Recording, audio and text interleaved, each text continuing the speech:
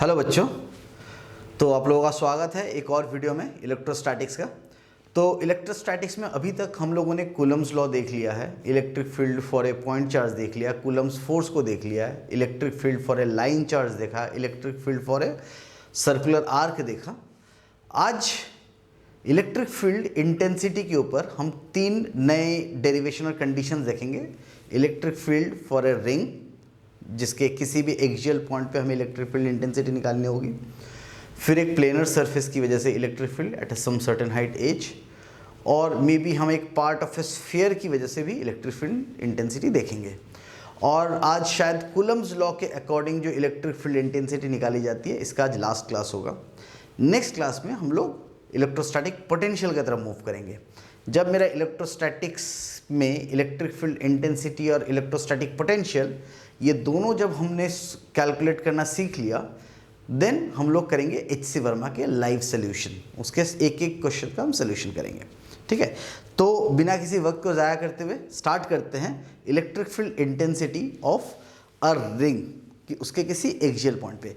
अब मैं आपको बता देता हूँ, ये डेरिवेशन जो है, इसका जो डेरिवेशन है वो सीबीएसई के लिए काफ़ी इंपॉर्टेंट हो जाता है, ठीक है। और आप ऐसा समझिए कि इसके ऊपर बहुत ज़्यादा वैरायटी ऑफ क्वेश्चंस नहीं आते कि इलेक्ट्रिक फील्ड इंटेंसिटी इसका कॉम्बो बना दो या कुछ, ठीक है। आपको इन मतलब एक रिंग का बस इलेक्ट्रिक फील्ड इंटेंसिटी निकालने आनी चाहिए। इस पे मैं एक छोटा सा क्वेश्चन ज़रूर आपको कराऊंगा, ठीक है। बट आगे करते हैं इसके ऊपर क्वेश्चंस प्रैक्टिस। तो electric field intensity of a charged ring,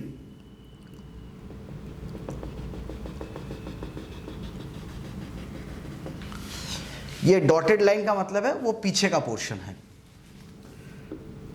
three dimension में रिप्रेजेंट करना थोड़ा डिफिकल्ट हो जाता है। तो ये एक रिंग है जिसका रेडियस है कैपिटल आर और ये लेंथ है एल। और जस्ट बिकॉज इसका डेरिवेशन बहुत ज़्यादा इंपॉर्टेंट है, तो आप इसको प्लीज़ थोड़ा ध्यान से देखिए कि इस पॉइंट पे किसी भी एल डिस्टेंस पे, एक्सियल पॉइंट के किसी भी एल डिस्टेंस पे इलेक्ट्रिक फील्ड इंटेंसिटी कितनी होती है और कैसे निकाला जाता है। प्लीज़ इसको थोड़ा गौर से देखिए, ठीक है। तो अब सबसे पहले ऐसे देखते हैं कि अगर इसके ऊपर total Q charge spread out हो रखा है,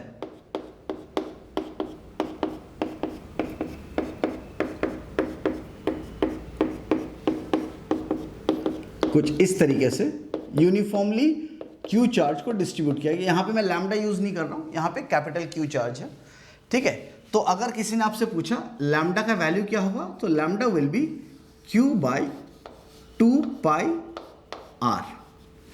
टोटल लेंथ है 2 पाई आर, टोटल चार्ज है क्यू, तो lambda is q by 2 pi r. Simple है, ओके। अब हमें करना क्या है, हमें यहां पे किसी भी एक पोजीशन पे d phi, this small angle d phi elemental segment काट लेना होगा।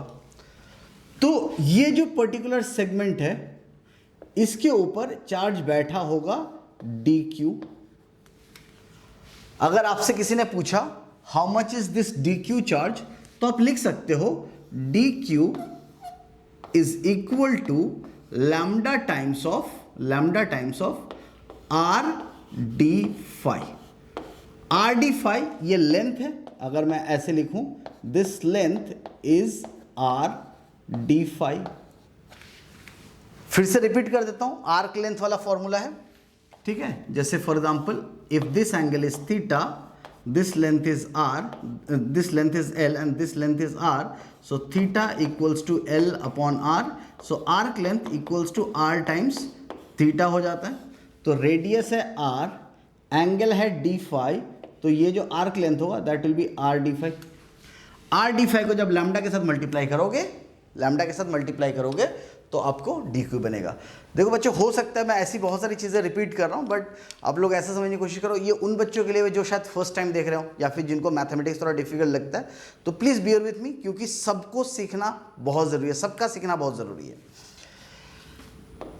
तो अब जैसे हुआ d q equals to lambda r d phi, तो मुझे इसका स्मॉल चार्ज मिल गया which is lambda d phi, और लैम्डा के जगह पे अगर हमने वो वैल्यू पुट कर दिया that is Q upon 2πr into r d phi, तो मुझे आर कट गया, मेरे को निकल गया Q डी फाई बाई 2π, ये निकल के आ गया। ठीक है, अब देखो ये एक छोटा सा एलिमेंटल पॉइंट चार्ज है, और किसी भी पॉइंट चार्ज की वजह से जो इलेक्ट्रिक फील्ड इंटेंसिटी होती है दैट इज 1/4πε0 Q/r²। तो इसकी वजह से जो इलेक्ट्रिक फील्ड इंटेंसिटी होगी इस पॉइंट पे, this electric field intensity DE is equals to 1/4πε0 dQ/r²। ये रहा ये स्मॉल इलेक्ट्रिक फील्ड। अब इस स्मॉल इलेक्ट्रिक फील्ड के दो कंपोनेंट होंगे, एक इस डायरेक्शन में और एक इस डायरेक्शन में। अगर आप ध्यान से देखो, ये जो रिंग है ये एक 3 डायमेंशनल शेप है। इसके इस एक्सियल पॉइंट पे अगर मुझे इलेक्ट्रिक फील्ड इंटेंसिटी निकालनी है तो इसकी वजह से इलेक्ट्रिक फील्ड इंटेंसिटी, इसकी वजह से इलेक्ट्रिक फील्ड इंटेंसिटी, सॉरी मैं इसको थोड़ा ठीक से बना देता हूं। अगर आपने ठीक से बनाया इसको तो आपको दिखेगा ऐसा कुछ, फिर इसकी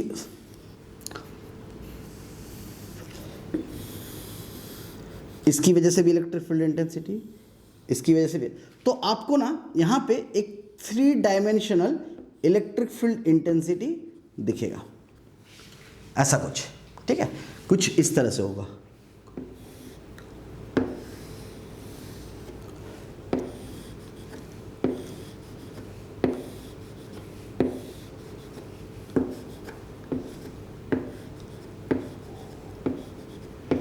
जिसका इसका वर्टिकल कंपोनेंट इसको कैंसिल आउट, इसके वर्टिकल कंपोनेंट से कैंसिल आउट हो जाएगा, इसका वर्टिकल कंपोनेंट इसके वर्टिकल कंपोनेंट के साथ कैंसिल आउट हो जाएगा, इसका वर्टिकल कंपोनेंट इसके वर्टिकल कंपोनेंट से कैंसिल आउट हो जाएगा। तो ये सारे कंपोनेंट्स अगर आप ऐसे देखेंगे, ये सारे कंपोनेंट्स एक दूसरे को नलीफाई कर देंगे। ये सारे कंपोनेंट्स बचेगा क्या, सिर्फ एक्सियल कंपोनेंट, सबका एक्सियल कंपोनेंट बचेगा। ठीक है, तो आप समझ सकते हैं कि ये जो इलेक्ट्रिक फील्ड है, इलेक्ट्रिक फील्ड रेडियल और इलेक्ट्रिक फील्ड एक्सियल, ये एक्सिस कहलाऊंगा, ये रेडियस कहलाऊंगा। ठीक है, तो रेडियल इलेक्ट्रिक फील्ड एक दूसरे के साथ कैंसिल आउट हो जाएंगे। आपको रेडियल इलेक्ट्रिक फील्ड ऐसा आप सीबीएसई के डेरिवेशन में डायरेक्टली बता सकते हो कि radial electric field just because of the opposite elemental segment cancel out हो जाएगा और बचता सिर्फ DE है। तो इस वजह से आप लिख सकते हो। अदरवाइज अगर आप सिर्फ DE को इंटीग्रेट करोगे ओवरऑल के लिए तो भी वो 0 ही आएगा। देख लेते हैं। तो नाउ सबसे पहले जो हमारे लिए इंपॉर्टेंट है DE एक्सियल, वो है कितना। So let's say this angle is theta, so this angle will also be theta. तो we can say DE axial is actually DE cos theta. ठीक है, थोड़ा जल्दी जल्दी करते हैं। DE के जगह पे लगा देते हैं 1/4πε0 बिकॉज ये मैथमेटिक्स है तो जल्दी करना यहाँ ज़रूरी है। r², अब r² क्या है, this r² is technically this length. अब ये लेंथ है और ये लेंथ कितना होगा, r² प्लस l² का root under. So this distance is actually r² plus l² का रूट अंडर। तो यहाँ पे आएगा root under r² plus l² का होल स्क्वायर, जो कि कैंसिल आउट होके बचेगा 1/4πε0 dQ/r² प्लस l²। ये रहा वहाँ पे, तो उसको हम लिखेंगे r² plus l²।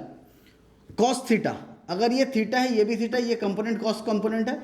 cos theta is base upon hypotenuse, तो L upon root under r² plus l²। बस इतना ही करना, यही सबसे इंपॉर्टेंट है। उसके बाद देखो d q by r square plus l square, l by root under r square plus l square. अब इसका वैल्यू अगर आप एक साथ लिखोगे, so this becomes 1/4 pi epsilon naught, 1/4 pi epsilon naught d q times l by r square plus l square whole raised to the power 3/2। ये हो गया, ठीक है, आपने ये लिख दिया। अब आपको बस फटाफट इसके मैथ्स को सॉल्व करना है, इसके मैथ्स को फटाफट सॉल्व करना है। तो अब देखो dq के जगह पे अब हम इसको de को हम अगर हम इंटीग्रेट कर दे टोटल, तो that gives me the total electric field along the axial line DEA। तो इसको इंटीग्रेट करेंगे कहां से कहां तक देख लो। सबसे पहले मेरा वेरिएबल क्या है जिसके बेसिस पे इंटीग्रेट हो रहा है, तो dq के जगह पे लिखते हैं q into d phi divided by 2 pi, ये हो गया q divided by r square plus l square raised to the power 3/2 into l, ये रहा एल। तो डी क्यू के जगह पे हमने इतने से वैल्यू को इनपुट कर दिया, इतने से वैल्यू को। अब देखो 1/4 pi epsilon q 2 pi r square plus l square, l सारा का सारा कांस्टेंट वैल्यू है, तो बाहर चला गया 1/4 पाई एप्सिलॉन नॉट, ठीक है, q upon 2 pi r square plus l square times l, और इंटीग्रल के अंदर बचा D phi.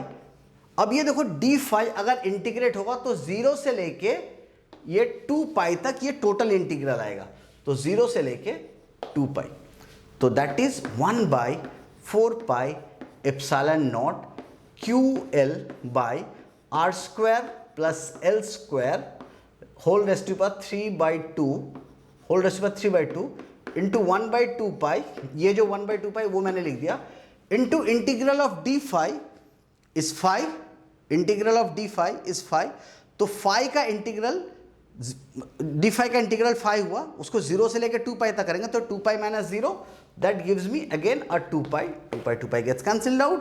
Your final answer is QL by 4 pi epsilon naught r square plus l square whole raised to the power 3/2। Easily समझ में आ गया आप लोगों को, आई होप आप लोगों को बहुत आसानी से समझ में आ गया। अब इसके ऊपर 2 छोटे वाले क्वेश्चंस करते हैं, ठीक है, इंटरेस्टिंग क्वेश्चंस है, एक बार हम देख लेते हैं। तो अभी जो हम लोगों ने रिंग की वजह से इलेक्ट्रिक फील्ड देखा किसी भी एक्सियल पॉइंट पे, इसका one of the most interesting question देखो, ठीक है। क्वेश्चन कुछ इस तरीके से है कि अगर आपके पास एक चार्ज्ड रिंग है with total charge of plus q uniformly distributed on this ring, ये रिंग पे यूनिफॉर्मली डिस्ट्रीब्यूटेड है और इसके एक्सिस पे एक लाइन चार्ज रखी हुई है, वो भी इस तरह से पॉजिटिवली चार्ज्ड है, और ये सोन सोन सोन इंफिनिटी है। अब ये जो लाइन चार्ज है उसका एक एंड पॉइंट सेंटर पे है, दूसरा एंड पॉइंट इंफिनिटी पे है।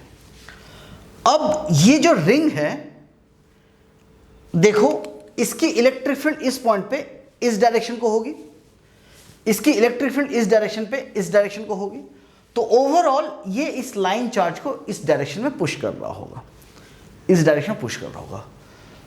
तो आपको बताना है कि ये रिंग इस वायर को कितने फोर्स से पुश कर रहा होगा, ये आपको कैलकुलेट करना है, ठीक है।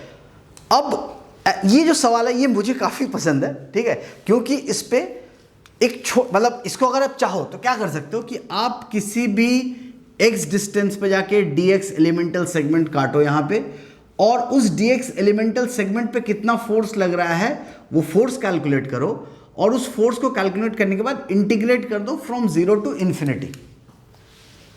तो आपको फोर्स निकल आएगा। बट थोड़ा वो लॉन्गर मेथड हो जाता है। मुझे ये इसलिए पसंद है क्योंकि इसमें न्यूटन का थर्ड लॉ को अगर आप इंप्लीमेंट करते हो तो आपको बहुत इजीली आपको समझ में आ जाएगा। ठीक है, न्यूटन का थर्ड लॉ क्या कहता है समझो।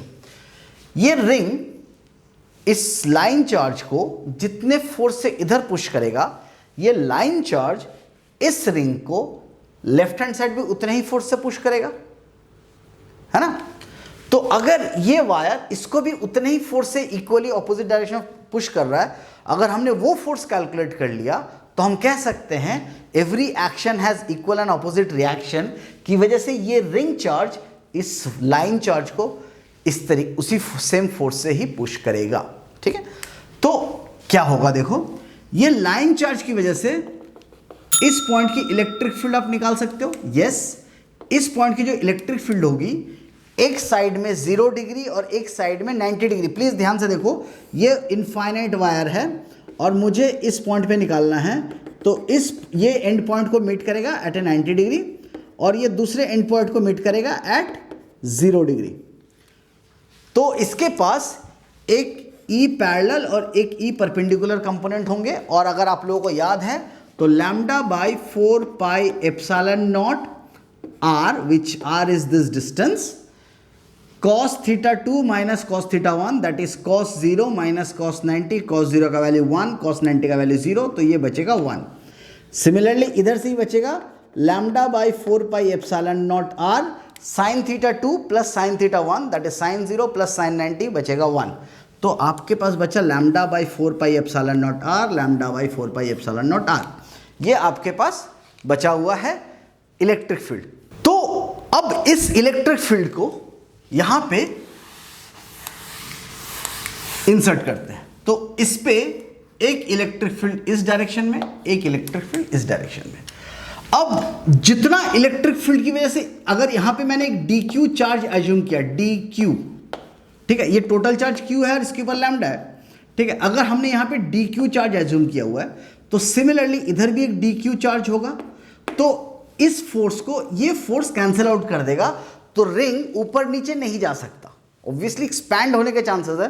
अब उसमें टेंशन कितना डेवलप होगा इस पे नहीं आते, ऑल्दो उस पर भी क्वेश्चन बनाया जा सकता है कि उसके अंदर इंटरनल स्ट्रेस कितना डेवलप होगा, that question can be build. But अभी हम उस क्वेश्चन की तरफ नहीं जाते, अब हम देखते हैं फोर्स कितना लग रहा है। ठीक है, तो ये जो फोर्स है, फोर्स रेडियल और ये फोर्स रेडियल, ये दोनों एक दूसरे को नलिफाई कर देगा। तो बचेगा क्या, ये फोर्स, ये फोर्स, ये फोर्स, ये फोर्स, ये फोर्स, ये फोर्स, सिमिलरली पीछे के साइड से भी। तो हमारे पास सिर्फ इतना ही फोर्स रहेगा। अब देखो, आपको पता है यहां की इलेक्ट्रिक फील्ड कितनी है, यहां की इलेक्ट्रिक फील्ड है lambda by 4 pi epsilon naught r, और यहां पे चार्ज कितना एज्यूम किया हुआ है, डी क्यू। और ऐसे ही सारे चार्ज को इंटीग्रेट करोगे from 0 to q, total charge का इंटीग्रल विल बी क्यू, तो q into lambda by 4 pi epsilon naught r becomes the force. इतना ही फोर्स होगा। अगर आप चाहो तो इंटीग्रेट करके आप देख सकते हो। तो इस तरीके से हमने इन दोनों के बीच में फोर्स ऑफ इंटरेक्शन कैलकुलेट कर लिया। एक मैं आप लोगों को क्वेश्चन देता हूं, वो क्वेश्चन आप लोग जरूर ट्राई करना। हाँ, आप लोग चाहो तो इसका इंटरनल स्ट्रेस निकालने की भी कोशिश कर सकते हो कि what will be the internal stress इनके बीच में। ठीक है, आप लोगों को पता होगा। लेट्स सी, अगर आप लोगों को इंटरनल स्ट्रेस निकालना है तो देखो क्या करते हैं। स्ट्रेस किसकी वजह से आएगा, जो टेंशन डेवलप होगा इसमें। ठीक है, तो अभी हम लोगों ने जो फोर्स लगना था इस डायरेक्शन में या परपेंडिकुलरली इनसाइड, वो तो हम लोगों ने कैलकुलेट कर लिया। अब इस डायरेक्शन में भी एक फोर्स लग रहा होगा, d q into lambda by 4 pi epsilon naught r. क्यों, यहां पे हमने एक डी फाई एलिमेंटल सेगमेंट काटा, डी फाई, और उस डी फाई पे टोटल जो चार्ज था दैट वाज डी क्यू। ठीक है, और हमने कहा कि इधर वाला जो डी फाई एलिमेंटल सेगमेंट है उसका फोर्स और इसके फोर्स कैंसिल आउट हो जाएंगे, इसलिए overall force on this segment will be 0, but internally stress होगा, वो फैलेगा। इधर से फोर्स लगेगा, इधर से फोर्स लगेगा, इधर से फोर्स लगेगा, इधर से फोर्स लगेगा, तो वो फैलेगा। तो जो फैलने के लिए जो स्ट्रेस डेवलप हुआ, वो स्ट्रेस कितना है, ये मैकेनिक्स का क्वेश्चन है, ठीक है, आप लोग देख लो, काफी इंटरेस्टिंग क्वेश्चन है और जेई एडवांस में तो आ ही सकता है, जेई मेंस में भी आ सकता है, ठीक है। तो देखो ये रहा मेरा वो रिंग, ठीक है, this angle is d5, this angle is d5। इस डायरेक्शन में एक टेंशन लग रही है T, इस डायरेक्शन में एक टेंशन लग रहा है T, ठीक है। इन दोनों टेंशन को अगर हम ऐसे ड्रॉ कर दे आगे जाके, ठीक है, ऐसे ड्रॉ करें तो यहां पे एक horizontal component of the tension बनेगा और एक vertical component of the tension बनेगा। इस tension, so this angle is d5 by 2 and this angle is d5 by 2, तो this is 90 डिग्री बिकॉज ये टेंजेंट है उस पे, तो this angle becomes 90 minus d5 by 2, तो this angle becomes d5 by 2 and ये भी बन गया d5 by 2, ठीक है। अब देखो t cos d5 by 2 और t cos d5 by 2, इन दोनों ने तो एक दूसरे को कैंसिल आउट कर दिया। जब भी किसी सर्कुलर रिंग में आपसे टेंशन निकालने को कहा जाए, चाहे वो साउंड के चैप्टर में आपने निकाला होगा speed of sound in a string, या फिर किसी सर्कुलर रिंग को अगर हम ओमेगा की स्पीड से घुमा दे तो अंदर में एक स्ट्रेस डेवलप होता है, तो वो स्ट्रेस कितना है, तो वो सारे क्वेश्चंस में आप इस तरह से इसको कैलकुलेट कर सकते हो। नाउ अब ये दोनों एक दूसरे को कैंसिल आउट कर दिया, तो बचा कितना, इस डायरेक्शन से t sin d5 by 2 और इस डायरेक्शन का भी, इसका भी t sin d5 by 2 times 2। तो मेरे पास जो टोटल इस डायरेक्शन का फोर्स होगा that will be 2t sin d5 by 2। अब ध्यान से देखो, for very small angle sine theta tends to theta, तो d5 तो बहुत छोटा है, तो d5 by 2 और भी छोटा होगा, तो ये साइन खत्म होके बचेगा 2t d5 by 2 कैंसिल, तो t d5। तो ये जो है ना, ये फोर्स t d5 है हमेशा। तो जो भी यहां पे एंगल है, तो this force for a very small segment वो हमेशा t into that small angle होता है, तो t d5। और आउटर साइड में कितना फोर्स लग रहा है, इतना dq। अगर आप इन दोनों को इक्वेट कर दो, क्योंकि ये जो सेगमेंट ऑफ दैट रिंग है, जो स्मॉल सेगमेंट है, वो टूट के अलग तो नहीं हो रहा, ना वो फोर्स ज्यादा है ना टेंशन का फोर्स ज्यादा है, टेंशन ने इसको होल्ड करके रखा हुआ है। वो फोर्स जो इलेक्ट्रोस्टैटिक फोर्स को तोड़ के बाहर निकालना चाहता है, बट वो नहीं जा सकता क्योंकि टेंशन इसको होल्ड करके रखा है। तो we can very well write t d5 is equals to dq times lambda by 4 pi epsilon naught r।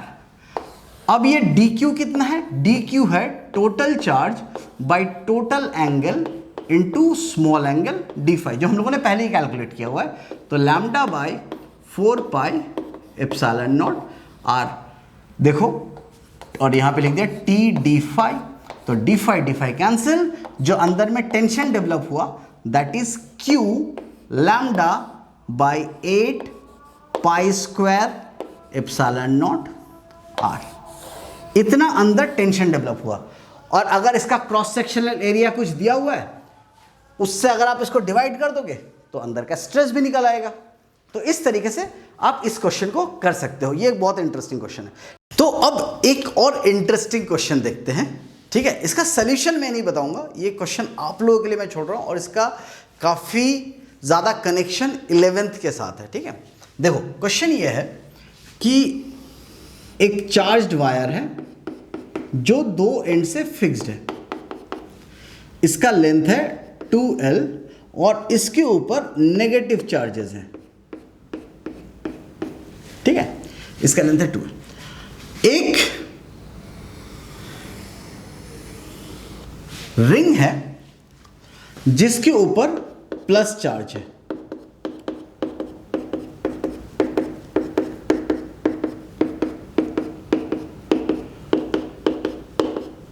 और ये जो लाइन चार्ज है वो एग्जैक्टली इसके सेंटर से ही क्रॉस कर रहा है। लेट्स एज्यूम कि दिस लेंथ इज r।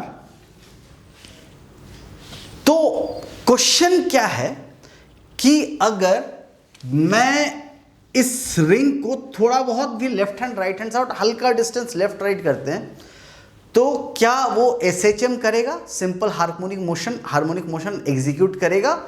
अगर यस तो उसका एंगुलर फ्रीक्वेंसी या टाइम पीरियड ऑफ ऑसिलेशन क्या होगा? ठीक है, ये छोटा सा क्वेश्चन है। तो सबसे पहला सवाल है कि क्या ये SHM करेगा? दैट आई डोंट नो, वो आप लोगों को निकालना है। ठीक है, सबसे पहले देखो क्या ये स्टेबल इक्विलिब्रियम होगा? तो देखो अगर इस रिंग को आप थोड़ा सा राइट हैंड साइड पे शिफ्ट करते हो तो ये जो नेगेटिव चार्ज है, इस नेगेटिव चार्ज इस साइड में इंक्रीज होता है। तो अगर ये पॉजिटिव चार्ज होता तो इस डायरेक्शन का इलेक्ट्रिक फील्ड ज़्यादा इंक्रीज करता, बट जस्ट और इस साइड में कम लेंथ होता तो इधर कम होता।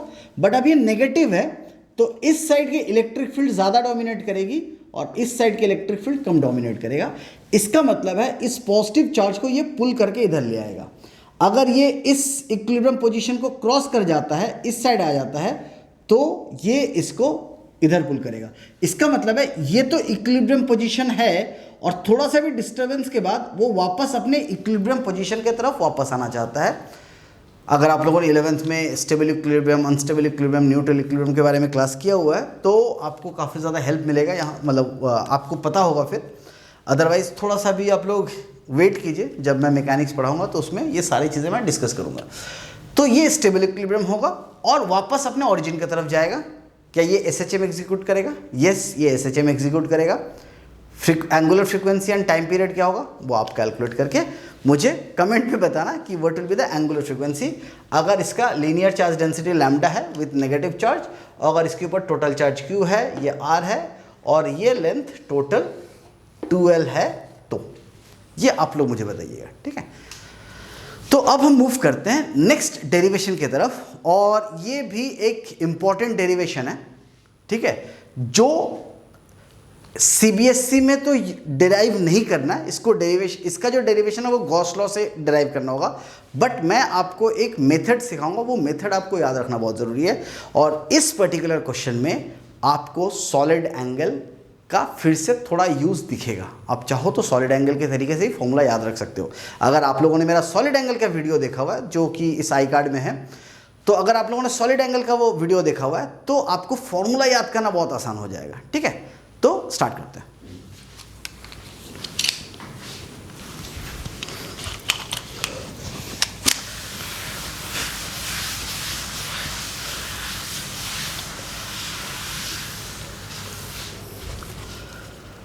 द क्वेश्चन इज कि आपके पास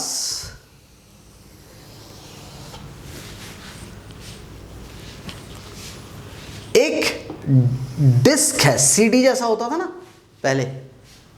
ठीक है, ये डिस्क है और ये डिस्क में ये होलो एरिया है। This is hollow, this is hollow, सिर्फ इतना सा पार्ट ही मतलब सॉलिड है टाइप्स, और इसके ऊपर ऐसे चार्ज स्प्रे कर दिया गया है, ऐसे इसके ऊपर चार्ज स्प्रे कर दिया गया है।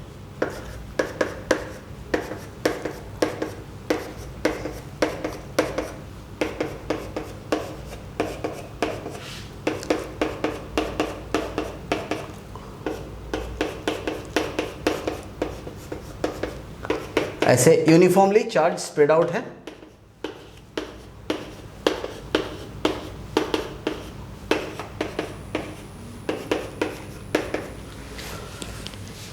If this radius is small r and this radius is capital R, this height is h और this distance is h, आपको बताना है यहाँ पे इलेक्ट्रिक फील्ड इंटेंसिटी कितनी होगी। ठीक है, ये छोटा सा क्वेश्चन है और ये बहुत इजीली आप सॉल्व कर सकते हो। कैसे? आपको कुछ नहीं करना। अच्छा, एक चीज़, ये प्लेन है, ये एक तरह का प्लेन है, कॉम्पैक्ट डिस्क है, तो इसके ऊपर जो चार्ज का जो डिस्ट्रीब्यूशन होगा ना, that will be a areal charge distribution. Charge एक एरिया में डिस्ट्रीब्यूटेड है। ठीक है, लाइन पे डिस्ट्रीब्यूटेड था तो लीनियर चार्ज डिस्ट्रीब्यूशन, एरिया पे डिस्ट्रीब्यूटेड है तो एरियल चार्ज डिस्ट्रीब्यूशन। अगर किसी वॉल्यूम के अंदर हर एक पॉइंट के अंदर है, ठीक है, तो that will volumetric charge distribution. तो जो एरियल चार्ज डिस्ट्रीब्यूशन है उसको हम लोग रिप्रेजेंट करते हैं सिग्मा से। सो this is my areal charge distribution. अब इस एरियल चार्ज डिस्ट्रीब्यूशन की वजह से, ठीक है, areal charge distribution, areal charge density कहेंगे इसको, डेंसिटी। तो एरियल चार्ज डेंसिटी अगर सिग्मा है तो बताना है इलेक्ट्रिक फील्ड इंटेंसिटी यहाँ पे क्या होगा। तो हम लोग एक काम करते हैं, यहां से किसी भी एक्स रेडियस पे जाके एक ऐसा dx एलिमेंटल सेगमेंट ड्रॉ करते हैं जिसका ये जो थिकनेस है, this thickness will be dx। तो आप लोग मुझे बताओ कि इसका ये एरिया कितना होगा, इस थिकनेस का एरिया कितना होगा।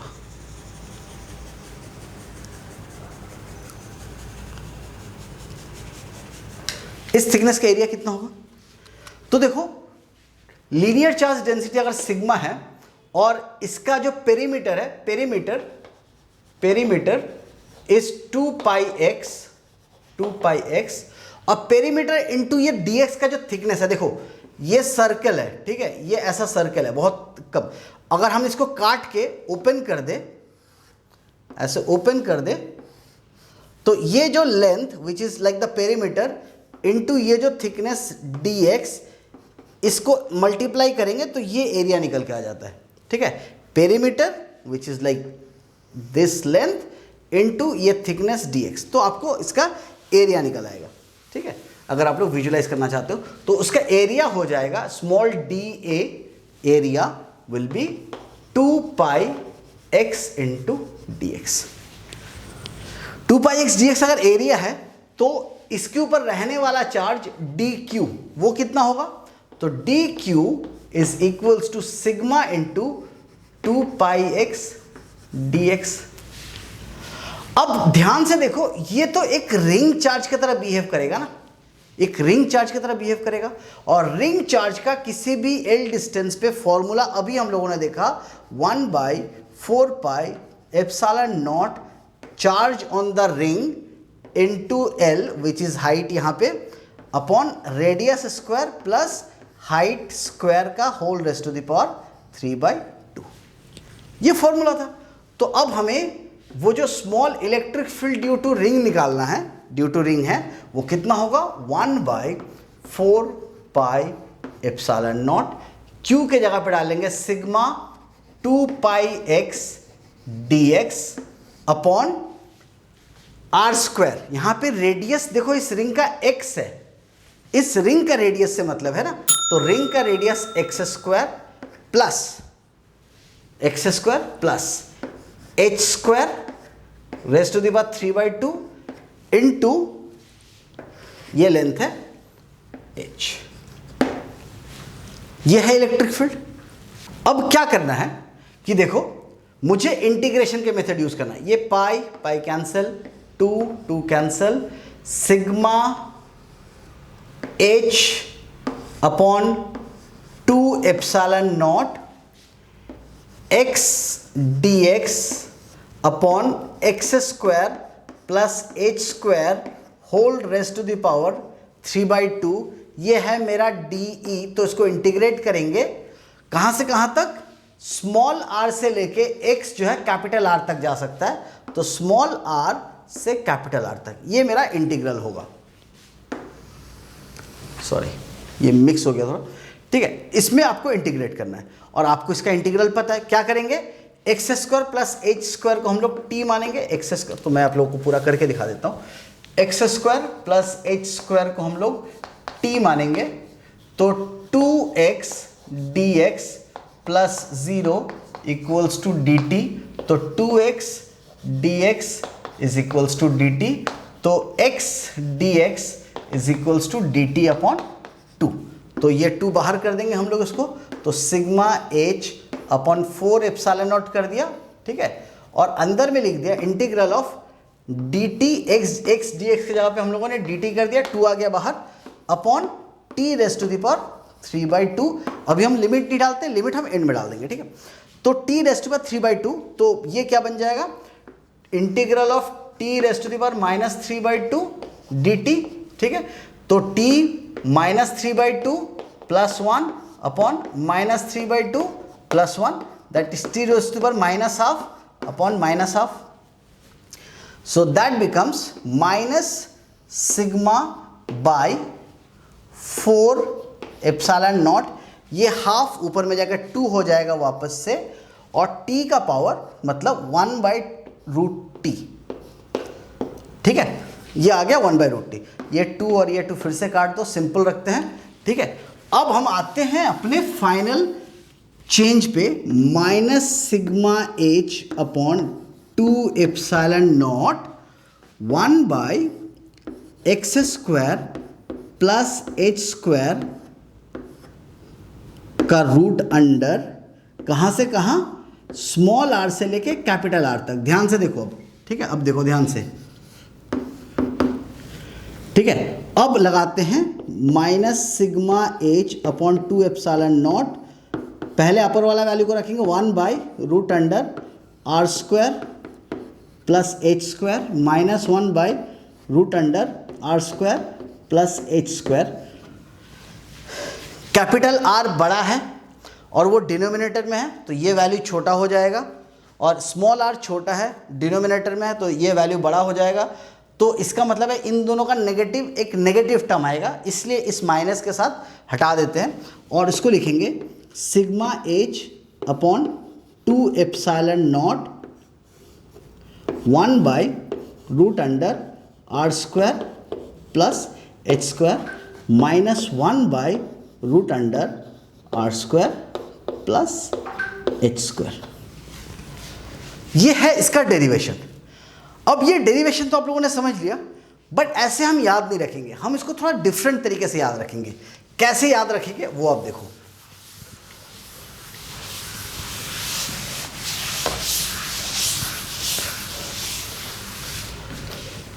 Sigma by 2 epsilon naught h upon root under r² plus h² minus h upon root under r² plus h².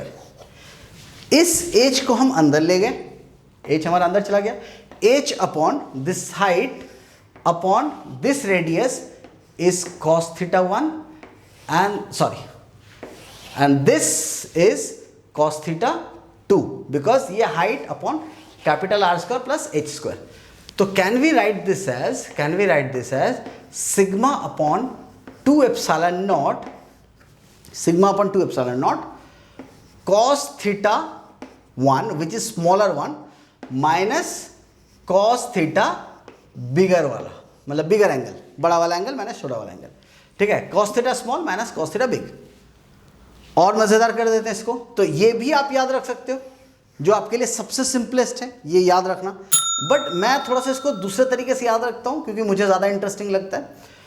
This can be written as 1 minus cos θ big minus 1 minus cos θ small. आपको समझ में आ रहा होगा कि मैं कहां लेके जा रहा हूं. तो ये माइनस है तो 1 माइनस, तो एक +1 और एक -1 कर लिया. ठीक है, तो इस फॉर्म में आ जाएगा अगर आप करके देखोगे तो. और उसके बाद sigma by 4 epsilon not, 4 pi epsilon not कर देते हैं. 4 पाई एप्सिलॉन नॉट मतलब हमने 2 पाई से मल्टीप्लाई किया और 2 पाई से डिवाइड कर देते, तो 2 pi 1 minus cos theta bigger minus 2 pi 1 minus cos theta smaller. ये कर लिया.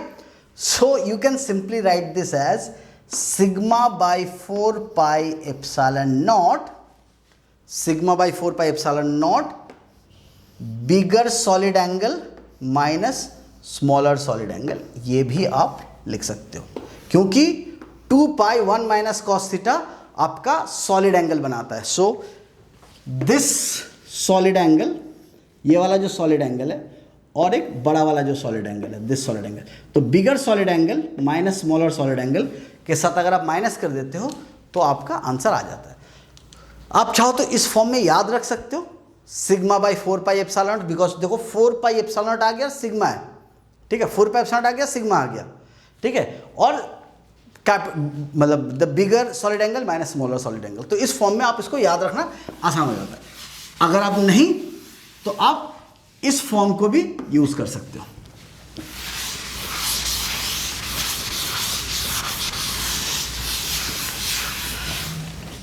किसी ने आपसे कहा एक कंप्लीटली चार्ज्ड वायर है जिसकी एरियल चार्ज डेंसिटी सिग्मा है, एरियल चार्ज डेंसिटी सिग्मा है, और ये कट नहीं है, ये पूरा फ्लैट है, मतलब इसमें कोई कटआउट सेक्शन नहीं है, ठीक है, कटआउट से, और ये रेडियस है r, ठीक है, और ये हाइट है h। तो बताना है यहां पे इसकी इलेक्ट्रिक फील्ड इंटेंसिटी कितनी होगी।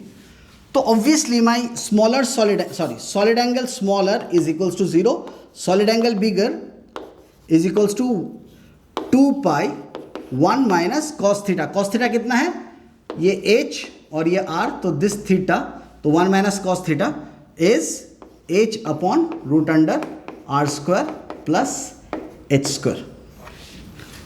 ये है मेरा बिगर सॉलिड एंगल। आपको बस क्या करना है, electric field intensity is sigma by 4 pi epsilon naught into bigger solid angle 1 minus h upon root under r square plus h square. ये वैल्यू डालना है, pi pi gets cancel out, 2 gets cancel out, so you are left with sigma by epsilon naught 2 epsilon naught 1 minus h upon root under r square plus h square. आगे किसी ने आपसे कहा एक आपके पास इनफाइनाइट शीट है, infinite sheet है, मतलब इस साइड से भी इनफाइनाइट है, इस साइड से भी इनफाइनाइट है, इस साइड से भी इनफाइनाइट है, इस साइड से भी इनफाइनाइट है, और अंदर में कुछ कटआउट नहीं हो रखा है। तो आप सिंपली समझो एक इनफाइनाइट शीट, ठीक है। अब ऐसे समझो, सॉलिड एंगल के तरीके समझते हैं। अगर मेरा यूनिवर्स 2 साइड से कवर होता है, इस साइड से, इस साइड से, मतलब मेरा पूरा विजिबिलिटी इस साइड पे ब्लॉक हो जाएगा अगर एक इनफाइनाइट शीट मेरे सामने खड़ा कर दो। तो अगर मेरे सामने एक इनफाइनाइट शीट रख दो तो मैं इधर कुछ नहीं देख पाऊंगा, बट मैं इधर देख सकता हूं। तो इसका मतलब है मेरे पास हाफ यूनिवर्स अभी भी देखने के लिए बचा हुआ है, जो कि इस साइड का है। तो अगर मेरा हाफ यूनिवर्स बचा हुआ है तो फुल यूनिवर्स मेरा 4 पाई का है, तो हाफ यूनिवर्स जो एक शीट से कवर हो गया वो 2 पाई का होगा। तो इसका मतलब है ये जो इनफाइनाइट शीट है इसका टोटल सॉलिड एंगल 2 पाई होगा, और जो छोटा कटआउट सेक्शन है दैट इज 0। तो आंसर तो सिंपली इतना आना चाहिए, sigma by 4 pi epsilon not, 4 pi epsilon naught into bigger solid angle 2 pi minus 0, और ये 2 पाई और ये कट के 2, तो सिग्मा बाई 2 एप्सिलॉन नॉट। ये तो आंसर ऐसे आ जाएगा। अदरवाइज अगर आप देखो कि ये रहा मेरा वर्टिकल और यहाँ पे एंड नहीं हो रहा, यहाँ नहीं हो रहा, यहाँ नहीं हो रहा, कहाँ जाके मीट कर रहा है, एंड में, तो दिस एंगल इज 90 डिग्री, तो solid angle becomes 2 pi 1 minus cos 90 degree, तो कॉस 90 का वैल्यू होता है 0, तो सॉलिड एंगल बिकम्स 2 पाई। तो जो इनफाइनाइट वाला सॉलिड एंगल है उसका वैल्यू 2 पाई आ गया, तो वो भी आप यूज़ कर सकते हो। अगर आप कहते हो कि नहीं ये सब तो कॉम्प्लिकेटेड लग रहा है, मैं इस फॉर्मूले में डाल देता हूँ, तो ये रहा, एक चला गया 90 डिग्री पे और एक चला गया 0 डिग्री पे, तो लगा दो sigma by 2 epsilon naught cos 0 degree smaller minus cos 90 degree बिगर।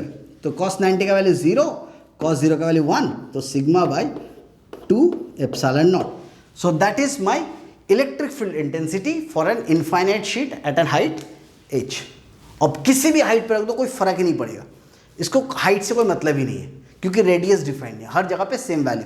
जो इलेक्ट्रिक फील्ड इंटेंसिटी इस पॉइंट पे होगा वही सेम इलेक्ट्रिक फील्ड इंटेंसिटी इस पॉइंट पे होगा, वही सेम इलेक्ट्रिक फील्ड इंटेंसिटी इस पॉइंट पे भी होगा, और हम गॉस लॉ में देखेंगे ऐसा क्यों होगा, ठीक है। अब इसका लास्ट क्वेश्चन कि अगर ये शीट इनफाइनाइट है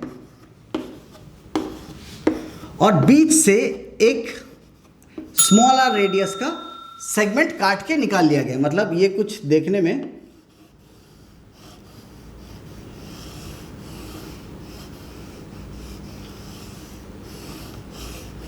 ऐसा कटा हुआ है, ठीक है। बाकी हर जगह सिग्मा चार्ज है, यहां पे कोई चार्ज नहीं है, इस एरिया में पूरा चार्ज भरा हुआ है।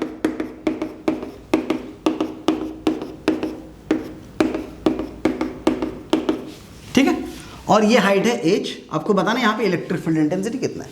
कुछ नहीं करेंगे, sigma by 4 pi epsilon not, bigger solid angle मतलब इनफाइनाइट वाला सॉलिड एंगल, इनफाइनाइट साइड से जो जा रहा है 90 डिग्री है ना, ठीक है। और हाँ, तो bigger solid angle is 2 pi minus smaller solid angle, smaller solid angle ये थीटा की वजह से निकलेगा, that is 2 pi 1 minus cos of this angle, cos of this angle becomes h upon root under r square plus h square, ठीक है। So that makes it sigma by 4 pi epsilon naught, 2 pi गया, minus minus plus h upon root over r square plus h square.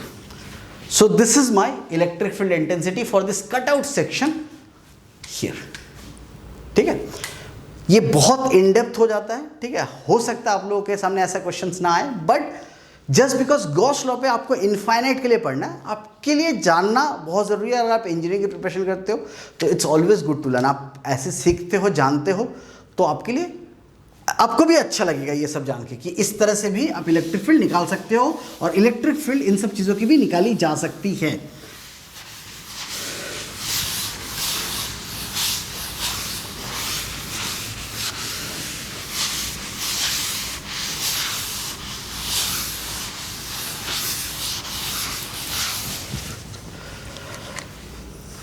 अब आ जाते हैं last shape पे, और ये शायद कभी आएगा नहीं। अगर आप लोग चाहो तो इसको कंप्लीटली स्किप कर सकते हो, वीडियो कहीं बंद कर दो, अपने क्वेश्चंस करने चले जाओ, आएगा भी नहीं शायद।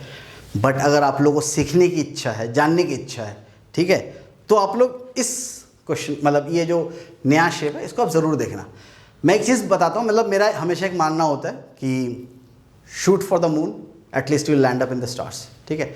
अगर आप चांद को टारगेट हो तो कहीं ना कहीं पहुंच जाओगे बड़ा।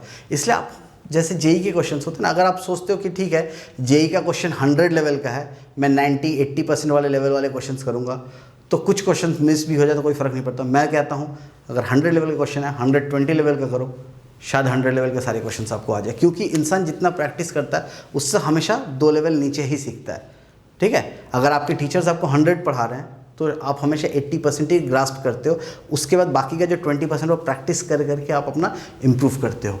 मैं कहता हूँ तो आप 120 सीखो और 100 लेवल तक पहुँचो, ठीक है। बट एनीवेज, थोड़ा फिलोसफिकल बातें हो जाती है, but that's okay. The idea is कि आपके पास एक ऐसा स्फीयर है, ये एक स्फीयर है।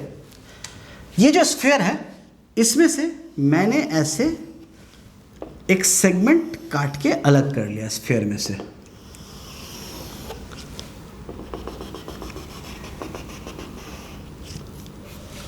ठीक है। अगर मैंने ये सेगमेंट काट के अलग कर लिया और इधर से भी ये कुछ नहीं बचा है, ठीक है, और ये सॉलिड नहीं है, ये थिन शेल था, ठीक है, और इसके ऊपर फिर से आपने चार्ज स्प्रे करके रखा हुआ था, आपने इस तरह से चार्ज स्प्रे करके रखा हुआ है।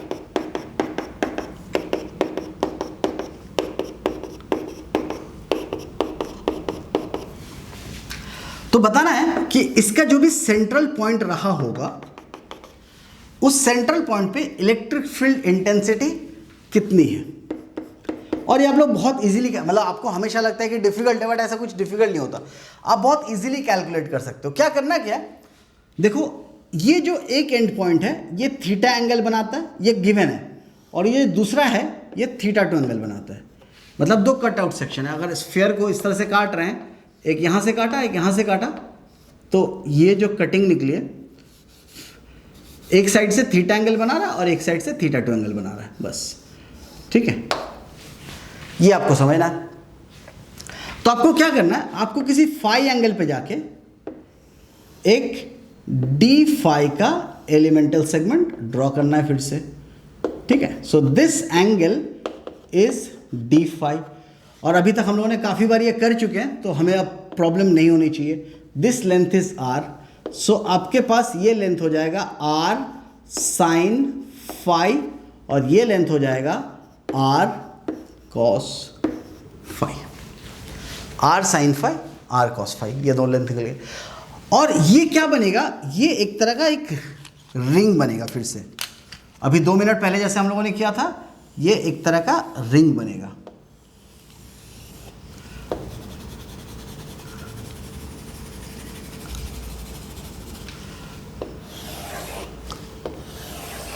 इस तरह से एक रिंग बनेगा और उस रिंग की इलेक्ट्रिक फील्ड आपको इस पॉइंट पे निकालनी है। तो रिंग की इलेक्ट्रिक फील्ड यहां जो निकलेगी that is QL by 4 pi epsilon naught R square plus L square whole raised to power 3/2 हम लोगों ने लिखा था।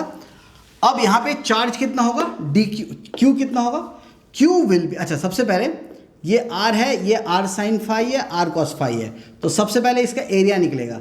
तो area DA is 2 pi into perimeter, perimeter के लिए रेडियस है R साइन फाई। देखो इस रिंग का रेडियस है R साइन फाई, ये इसका रेडियस है। तो पेरीमीटर कितना हो जाएगा 2 पाई R साइन फाई। और थिकनेस है ये R है और ये डी फाई एंगल है, तो इंटू R डी फाई। तो ये हो गया एरिया। एरिया के साथ हम लोगों ने मल्टीप्लाई किया sigma which is areal charge density, sigma के साथ मल्टीप्लाई किया तो मुझे मिल गया DQ। उस DQ का वैल्यू हमने यहां लगाया और L मतलब दिस लेंथ। तो अब DE क्या होगा, DE can be written as Q की जगह पे लिखेंगे 2 pi R square sine phi d phi times sigma, ठीक है, टाइम्स L कितना होगा, L is R cos phi. Divided by हमने लिखा R कॉस फाई डिवाइडेड बाय 4 pi epsilon naught R square plus L square raised to power 3/2, मतलब R स्क्वायर मतलब ये रेडियस, ये डिस्टेंस, R साइन थीटा मतलब R square sign square theta plus R square cos square theta whole raised to power 3/2। अब देखो गौर से, sine square theta plus cos square theta, R square अगर common लेते हैं तो 1, R स्क्वायर बचा, R स्क्वायर का पावर 3/2, 2 और स्क्वायर खत्म हो गया, 1/2 और स्क्वायर खत्म हो गया, बचा R क्यूब और R स्क्वायर और R खत्म हो गया, ये पूरा का पूरा कैंसिल हो गया विथ दिस, ठीक है, पाई गेट्स कैंसिल आउट और ये बचा 2 और हाँ ठीक है। तो you are left with sigma sine phi cos phi d phi upon 2 epsilon not, ये आपका स्मॉल इलेक्ट्रिक फील्ड है। अब आपको इसको इंटीग्रेट करना चाहिए, 2 यहाँ से कटा हुआ 2 है, ठीक है, तो इसको 2 से मल्टीप्लाई करो, यहाँ पे 4 कर लो, ठीक है, और ये 2 sine phi cos phi technically become sigma sine 2 phi d phi upon 4 epsilon not. Sine 2 phi का इंटीग्रेट करना है, साइन 2 फाई का इंटीग्रल क्या होगा, कहाँ से कहाँ तक, फ्रॉम θ1 टू θ2, अच्छा ठीक है। तो इलेक्ट्रिक फील्ड निकालने के लिए sigma by 4 epsilon naught common integral from θ1 to θ2 sine 2 phi d phi. Sine 2 phi का इंटीग्रल होगा minus cos 2 phi by 2 from θ1 to θ2। तो हम लिखेंगे, तो माइनस की वजह से रिवर्स हो जाएगा, तो cos 2 θ1 minus cos 2 θ2 whole divided by 2। ये माइनस साइन की वजह से ये लिमिट स्विच कर दिया मैंने, ठीक है, और इसके सामने लिख दो sigma by 4 epsilon not. So finally you are left with sigma by 8 epsilon not cos